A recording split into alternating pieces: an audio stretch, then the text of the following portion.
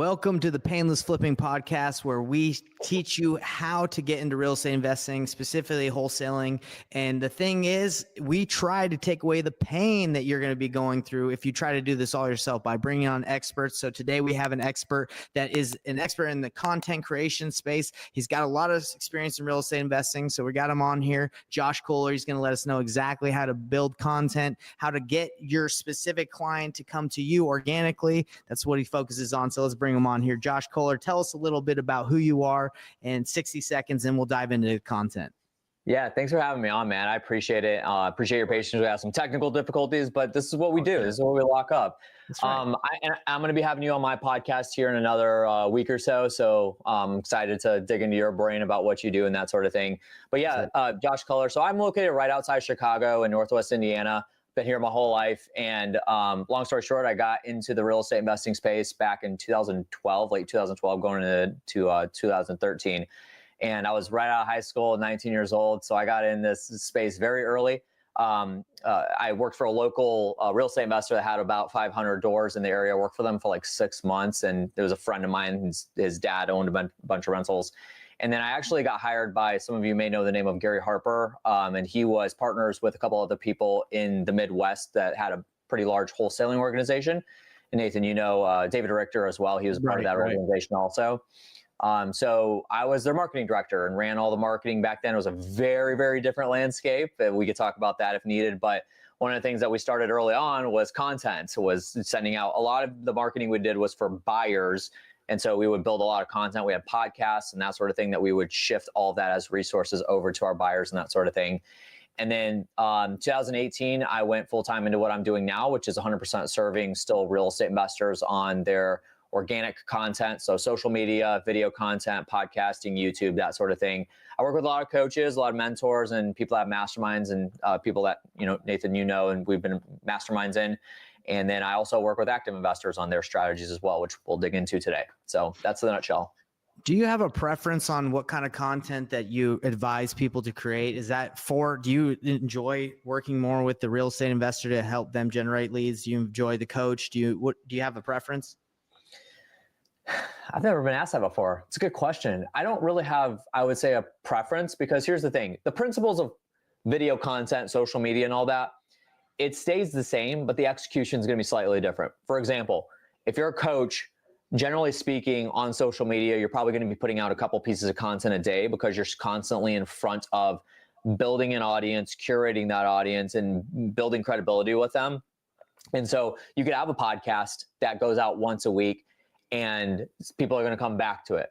If you're an active investor and what you're doing is you're putting out content as a resource for motivated seller leads, you got to remember, they're probably not looking to follow you on social media or subscribe to your podcast. You're not going to have a line out the door of motivated seller leads listening to your podcast every week, because it's a very transactional business.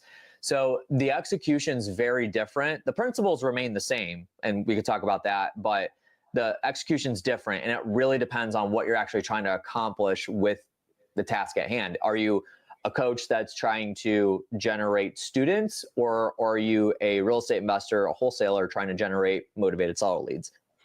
Two different audiences, right? Yeah, no, that's completely true, because I created a YouTube channel to answer all the questions for like sellers, right? Like motivated sellers. And it's just like not something that like has grown, or like motivated. I've assumed sellers aren't like out there just like, how do I do this? Or like asking a bunch of questions, like someone that's in, maybe I could be wrong, but I was going to say, it's a good conversation. No, that's a really good. That's a really good conversation. So like a lot of the videos I made on YouTube were answering questions like, what is a quick close, and like answering questions like FAQs, right? Yeah. So let's talk about that. Is that kind of the content that's being put out there with the people that you work with?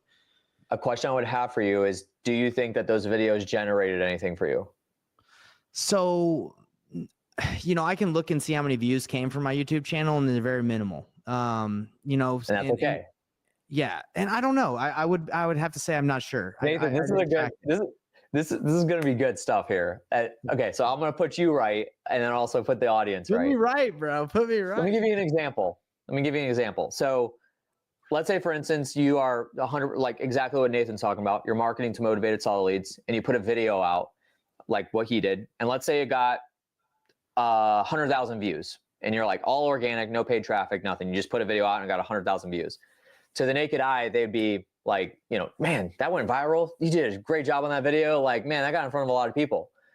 But then what was the objective? Were you trying to get views or were you trying to get motivated seller leads into your pipeline so that you can buy their house from them and then wholesale the property, get a $50,000 assignment fee?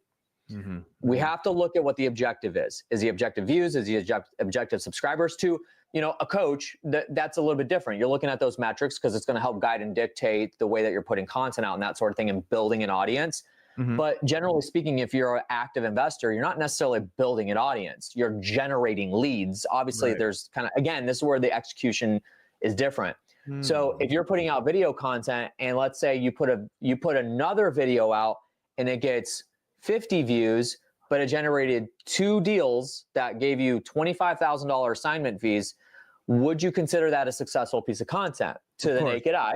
The answer would be like, yo, Nathan, your videos got really low views, man. You should try to up your game on that. But then you're like, but my objective was to generate leads and I got 2 deals out of that. It was successful. So we're always looking at what the objective is. And generally speaking, like what you talked about too, my definition for video content and content marketing as a whole is literally answering questions that your target demographic has about who you are, what you do, and your industry. So the thought process that you had of like, what is a quick close and putting a video out about that, you're answering a question and therefore utilizing that video as a resource for a lead. And if somebody, let's say somebody at 2 a.m. wakes up, because the motivation is going to hit when it hits. We don't know when the motivation is going to hit. That's the point of all the marketing that we do, is to try to get in front of them when they're motivated. So let's say, for example, that they, you know, somebody's up at 2 o'clock in the morning, nobody's on a phone, right? And they go to Google and they search like, here's my distress and how do I do a quick close? Your video pops up. They watch the video. They're like, I watched Nathan's video. Great. This gave me the value that I needed. It answered all my questions. Who's the first person that they're going to call in the morning when office hours start? There you go. Yeah, totally. And because you delivered value by answering a question that they had and leveraged it as a resource for them. So your YouTube channel is not, the objective for it is not to build a YouTube channel. The objective for it is because YouTube's a search engine. So when somebody Googles something, videos will come up because Google and YouTube own each other. So, video traffic makes up a very, very large amount of traffic in general on Google. So the results will be articles, it'll be videos. Now it'll be YouTube Shorts videos. It'll be all kinds of content. And if your video shows up in your market because they searched for that specific question that they had to ask, you've already built credibility with them before you even hop on a phone call. Yeah, I guess one thing that I've struggled with as I've made content is looking at the amount of views, right? As that's the indicator of success of the content, right? And I'm sure you run into that with a lot of people that you work with. They're probably just like, man, it's not getting a lot of action, but it's like, well, did it get you the result you're looking for? Is it getting you the result, right? And it's hard to look past it too, because you could even make the argument, like generally speaking, the more people it gets in front of, the more people it reaches, the higher chances and probability you have of it actually getting in front of the right person. There's an argument for that, like no doubt. But again, I'll go back to the conversation. If it generated 100,000 views, or let's say even, let's exaggerate and say it's 1 million views, but it didn't get you any leads, then it got to the wrong audience and it wasn't ultimately a successful piece of marketing that you put out. But if it got 50 views and you got 2 deals out of it, it was very successful. Do it again and again and again. And it's all about looking at the right metrics. In our business, we look at metrics and KPIs, and it's very easy for us to look at, and I'm sure you've heard this statement, Nathan, is those types of metrics are vanity metrics. And in a sense, like, yes, like when I'm working with somebody on their social media or their YouTube content or their podcast or whatever, I'm looking at those analytics because they do tell a story, but it's not the end of the story. It's only a little pin drop in the story that we can look at and say, like, Yeah, obviously we want the views to go up. Obviously we want subscribers to go up because our objective is to build an audience. But again, if you're listening and you're a motivated, or you're a wholesaler or somebody that's marketing to motivated seller leads, your objective isn't to build a YouTube channel, it's to generate leads. So you got to focus on that. No, that makes complete sense. And I would say as someone that is making a lot of content, I get messed up with that all the time where I'm just like, oh man, this isn't working, right? Or this video is not that good, but you're right. It just depends what you're trying to accomplish through that. Yeah. So I want to ask you about the content platforms have changing over time. Have you feel like they've changed for the better for content creators? Do you feel like it's changed for the worse and it's more difficult to get your I guess your objective accomplished? What's your opinion on what's been happening with the social media platforms? So I'll start off with saying my assumption of the question is like, how do you stand out? Because the way you kind of ended that and tailed it off was like, how do you stand out in a world where everybody's putting content out, right? Like everybody's putting out Instagram videos and everybody's putting out YouTube videos. There's seems to be 100 podcasts launching every single day, that sort of thing. Right. Generally speaking, when more content is on a platform, there's going to be more traffic to that platform. We saw this so there's a story that we'll tell that is relevant to the question. We saw this with Clubhouse. Okay. Now Clubhouse went wrong at a certain point, which I'll talk about here in a second, but there was an immense amount of people, like they came out of the gate. I mean, you remember it like it was yesterday, like dude, everybody was on Clubhouse. Everybody that knew was on Clubhouse. And it was this huge thing that like had so much potential and everybody just rushed to it like it was a gold mine. And it really was at some point. Like I know a lot of people that generated lots of really, really good revenue from Clubhouse. And the theory is that the more creators that are on a platform, the more audiences will come and flock to that platform because there's content there. Yeah. The rest of the story is irrelevant because they went down a path where it's like you have to have it on demand. They weren't able to replay stuff easily. And so that kind of fizzled out and now it really doesn't exist anymore.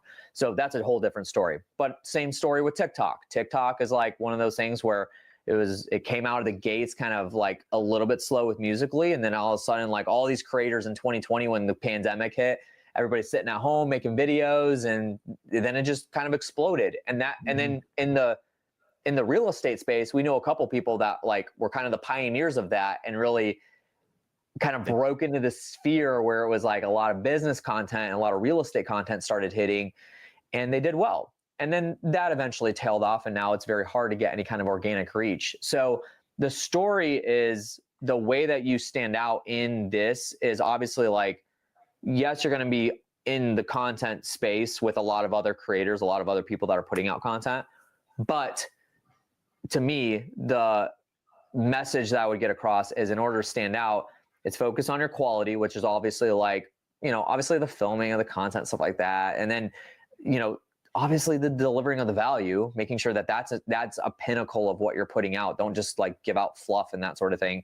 Focus on that. That's a really big focus that everybody should have if you're putting out any type of video. If you're putting out video for a motivated seller lead, make sure you're answering the question directly instead of just pitter pattering around and using that as a 5-minute pitch, elevator pitch. Like you don't want to do that. Mm-hmm. So focus on that. But then the other thing is consistent over time effort is ultimately where you win out. And I know a lot of people that'll like fight me on this, like, yeah, but I've been putting out podcasts for like 4 years and I really haven't seen much growth. I'm like, then why are you still doing it? And the answer ultimately is because it actually is growing. It actually is doing something for them. Yeah. So, but the expectation, which is a whole nother conversation, is different. Just like your expectation with the views and, did that make sense? Like you're just reality wise, and this, everybody struggles with this. Your expectation just wasn't set properly for that piece of content that went out. So the platforms really haven't changed much in a sense of how content is delivered. Really, like we have the short form video content, the Reels style, TikTok style videos that go out with captions, and then you got B-roll and stuff like that. That's cool. Some of the things that have changed in a sense of the delivery of it.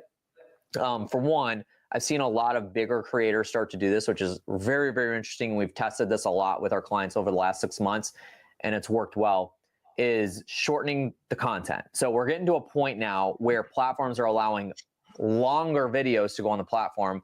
YouTube Shorts is going to start allowing up to 3 minutes on a YouTube Short. And I've seen some creators do it. If you can hold attention for 3 minutes, then cool, maximize it. But the theory is that I've seen people like Alex Hormozi putting out 10 or 15-second videos, and then it's just a very like impactful, powerful punch of something that he says, and then it loops back around. So the theory is, if I let's say I put out a 10-second video and somebody watches 3 seconds of it, in theory, they've still watched 30% of my video. But if they only watch 3 seconds of a 60-second video, then that like is very minuscule. And these platforms organically play off of retention rates. How much of a video did your audience watch? Cool, you got a really good retention rate. We're going to keep circulating your video until it dies off. That's literally how it works. That's so interesting, man. Yeah, it's crazy.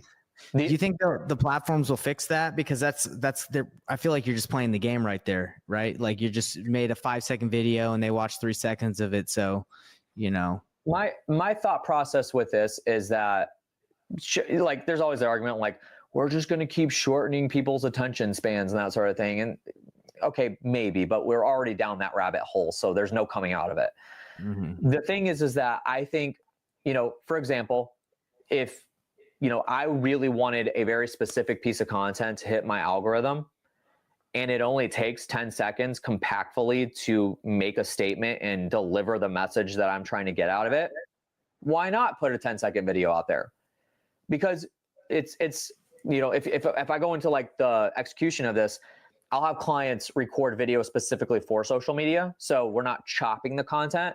There's 2 methods to do it, but I'll have clients do that. And one of the reasons why I do it is because if I give you one topic and I say, Nathan, finish this, you have a 5-minute time frame to finish it and deliver the point. You will take 5 minutes to deliver the point. But if I say, Nathan, do it in under 60 seconds, you will find a way to compact that information into 60 seconds fully, without telling some stories, giving some fluff and that sort of thing. So there's some of those kind of like methods that kind of, you know, play into this. But ultimately, I think that, you know, if you're shortening that time span of being able to deliver content, then it does help. Actually, I think the biggest advantage is that it introduces newer viewers to you so that you can just instantly deliver value to them. And then, you know, and Hormozi's still putting out 60-second Reels videos and YouTube Shorts. Right. But it's kind of an interesting conversation to have, but it's a never ending conversation. So of course. Yeah. And I'm kind of curious because I've been making content for about, 3 years now. And I go for the what questions are being asked and then answer them. But when it comes to like coaching, specifically trying to get clients, if I'm trying to build my coaching business, they say like you want to talk to one specific person and talk about like one specific problem that you solve for that avatar all the time, right? So you're known for that. So have you seen kind of that difficulty, like when you're telling people like to make content, like if they want to start like answering tons of different questions versus just talking about like the one thing they want to be known for, right? Like for example, Pace Morby's subject too, but what if he's not talking about all the different, maybe he is, I don't know. I don't watch a ton of this stuff, but do you know what I'm saying? Like talking about all the different things that you can solve versus just hitting everyone with like that one thing you want to be known for. Okay, so I think that's a really, really good question. And I think the answer is you'll always have an umbrella. So Pace is subject to, but how many topics can you juice out of a subject? Like it's a creative finance strategy. So there's many things that you could talk about. You can even branch that into how to build a subject to team. And then that branches into how to hire right. Then it branches into how to build culture. There's so many like sub branches that just come under the umbrella. So theoretically, yes, we know Pace for being the sub 2 guy, but he puts out a lot of content about other things, but it's still somewhat under the sub 2. Like it always circles back in some way. So you'll have guys like say a Gary Vaynerchuk or an Alex Hormozi that put out content and they're known for a few things. It's just, they're so experienced in the content world. They have such a big audience that they have the ability to do that. It's almost like, not trying to nerd out or anything, but it's almost like, playing a video game. There's certain, like, let's say I don't play this, but I know about it, is Fortnite, right? Mhm. So there's certain players that have unlocked abilities, unlocked, the costumes, the armor that they can wear, the weapons that they have, that sort of thing, because of how much they played the game, how Right. long they played the game, how much they've achieved on the game. Whereas if I were a new player that came in and entered the game, I wouldn't have what they have because I haven't unlocked those achievements. Right. So bigger players, Pace is subjectively like one of the biggest influencers in our real estate space, but there's bigger players even like quadruple the size of he is that are in the real estate space, Right. or the business space. They have the ability and unlocked the ability to talk about different umbrellas that are underneath them and what they specialize in. So remember, like if you're entering into the game, you have a different set of rules than somebody like a Gary Vaynerchuk. Whereas like a lot of people, it's hilarious, Nathan, because people will come to me and be like, yeah, I see Gary Vee putting out this type of content, and I really think like I should do the same thing. And I'm like, you gotta understand, dude, you're at a different level. Yeah. Yeah. It's a significantly different level. So, So kind of branching off of that, for someone that wanted to get into real estate coaching, or we can even say for real estate investing, where would you say that branch like starts off at? Like where you're like, hey, you haven't reached the point where you can start talking about all this different stuff because you're not even known yet at that point. Do you kind of have any suggestions on like that? I'll use you as an example. So Payneless flipping is pretty, like, first of all, it's super catchy. That's a good job on that, by the way. It's catchy, it's memorable, and it's something that, obviously the word flipping indicates that you're teaching people basically how to build a successful flip business, but also you could be talking about wholesaling and that sort of thing, because a lot of fix and flippers do wholesale. So in a nutshell, even Nathan, even if we just like say like it's just flipping, how many hundreds of topics could we do video content on about flipping houses? Never ending. Yeah. It's never ending. So even if we just point at you and say like, this is your umbrella and here's all the subtopics to talk about, the way I look at it is, and there's methods, and I have videos on my YouTube channel about this, but there's methods of where you can literally create unlimited topics to talk about for video content. And it starts with literally talking about what you do just on a daily basis. So let's say, for instance, today you're at the closing table. You might talk about and do a video on what it looks like from a wholesaler to close on a property with a seller. What's that process? And then that's what you do a video on. And then you could even do another video that's a subtopic underneath that, like the pros and cons of closing virtually or at a closing table. You have to get a little creative with it, right? Yeah. But it's all within that umbrella of like flipping and wholesaling, right? And then you can vary. Okay. Yeah, man, I love it, dude. And there's always like ideas that come to my mind. I'm like, this might be a good idea. And when I first started, first started doing content, I was like, I love Costco. So I was like, man, I'm going to go to Costco and make some videos about Costco. I'm going to make some videos about like gardening. Like I was just all over the place. And I've just realized like focus is extremely important, right? To building an audience. So yeah, have you ever dealt with people like that just like want to just talk about stuff they enjoy and like their hobbies? Like I'm assuming I don't know if that happens to you. No, and that's a really good question too. I have a little bit of an outtake on this that most creators will kind of steer away from. I encourage people that I work with and people that I'll talk to leverage these content platforms to also show who you are as a human being. So if that means that you're doing videos at Costco, then cool, do that. But to me, just don't make it it's exactly what you said. Don't make it the focus. It shouldn't, it should be like 10% of what you put out, less than that, probably 5% or 2% of what you put out. But I still think that it is relevant to, it's what do we like, let's draw it way back and say, what principally do we make marketing about? And one of the number one things that you can point at from a behavior standpoint is relevance. If my service is relevant to a need that a potential customer has, then they're going to call me and work with me. But also from a personality standpoint, I'm not going to go into it, I promise, but recently we had the election, and how many people did we see on Facebook literally unfriend other people because they had a different view on who they were voting for. Yeah. Yeah. The relevance wasn't there, so it disconnected you from that person. For sure. Right. Yeah. And how petty it is or whatever, like, I'm not going to go into that, but that proves the point of relevance is highly important when you're making a connection from your marketing to what you're trying to accomplish. And obviously content does a fantastic job of that. So for example, Nathan, you wouldn't believe, like, so I don't know if you know this, but I'm a big sneakerhead and I put out a lot of it. So I do sneaker reselling on the side. I absolutely love it. It's a hobby of mine. And it's so much fun, right? But I'll put out videos on my story or, even on my feed or whatever about maybe a shoe that I sold or a new shoe that I got or whatever. You wouldn't believe how many people I've had enter my direct messages and started a conversation with me that I'd never met before. And then at some point ended up working with me in some capacity. Wow. So it led from a relevant standpoint. And obviously being a sneakerhead and putting out sneaker content, that's not really going to deter anybody. So it's not going to like the election, the example that I gave, it's not really going to deter somebody, but it will bring a relevance point and a connection point to other people that potentially have.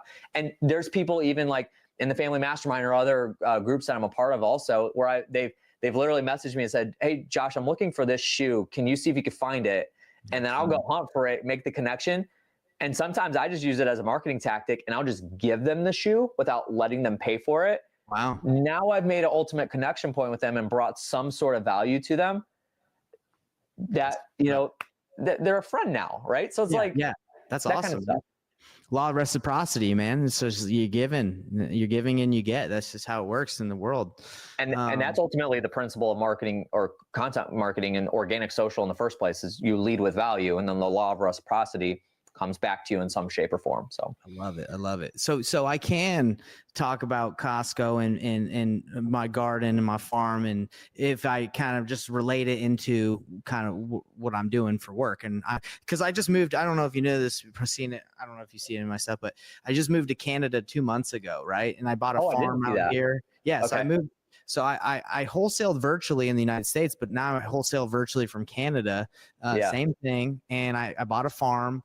And I'm just out here Mm-hmm. hanging out in my yard, like building. I just built an ice rink like a couple days ago. So anyway, I'm doing all this because I can, because I can still work from here. So I'm tying it in like, hey, I'm wholesaling real estate virtually in Canada and doing all this because. Exactly. Yeah.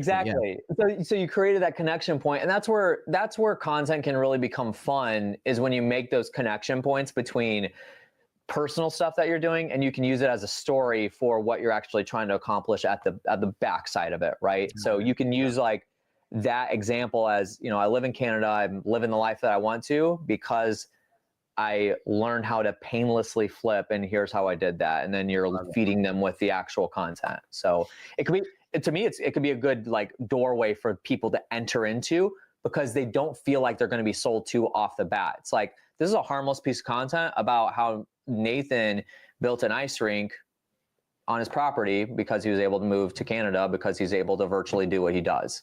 So love it. Okay.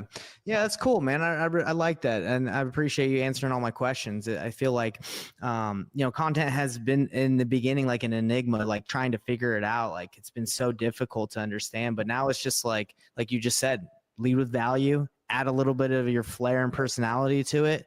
And obviously there's a lot more to it, right? I know you give the hooks, you give all the content, like the ways people should go about it. So, for anybody that's listening to this is like, hey, I want to work with Josh. It sounds like, sounds like someone that I could learn a lot from, and he could direct me in building my content.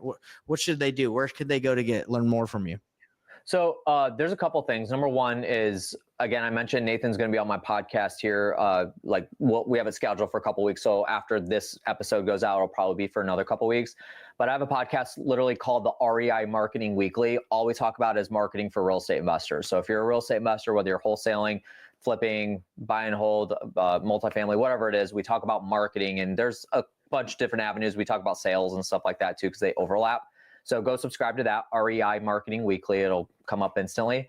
The other thing you can do is follow me on Instagram, Facebook, and also YouTube. I'm really revamped and rebuilt my YouTube channel, and I'm putting out a lot of content on a weekly basis, teaching you guys literally about what we're talking about today on this episode. So just look for Josh Culler, and I'll come up instantly on Facebook and Instagram. I'm verified, so I'm the only Josh Culler that's there. So you can check that out. Send me a direct message and say Nathan sent me, and then I am more than willing to hop on a 30-minute free chat with anybody with literally no sales at the back end of the call, just to like bring value to your audience. Maybe you need help with video content. Maybe you need some ideas on how to get started, or you have some technical questions or whatever. I'm happy to, give that time away for whoever will take me up on that offer. So send me a DM. Man. That's awesome. Yeah. So you guys heard it. Go hit him up on you said Instagram was the main one. Is that what Yeah. And I'll put this in there. And this is like a good teaching lesson too. The only thing that I'll have you agree to is that I can record that meeting, and nothing sensitive will go out, but I can record the meeting for my content purposes that I could put out later. So if you're willing to allow that, your face won't be on the content. If you don't want it to, then hit me up. Lovely. Hey guys, you heard it here first. Go check him out. He'll help you with your social. Honestly, I feel like it doesn't matter what business you're in, having having content is like kind of the new thing, man. Like it can only help you, in my opinion, like to grow whatever you're trying to do, and impact and influence. Like I'm reading a book called The Eighth Habit. It's by Stephen R. Covey. Basically just talks about like we're in there's the industrial age that that was back in the day. Now we're in the age of wisdom, the age of influence. Like everybody wants to have their voice be heard. That's basically what the book's about, like making your voice be known. Yeah. And I think that's literally what content is. It's just like, hey, you want to be able to impact and influence people. You want to make a impact in the world. Everybody does. I don't care who you are. Like everybody wants to be known and be remembered. So that's just what we're going towards, man. Yeah. Ultimately, for sure.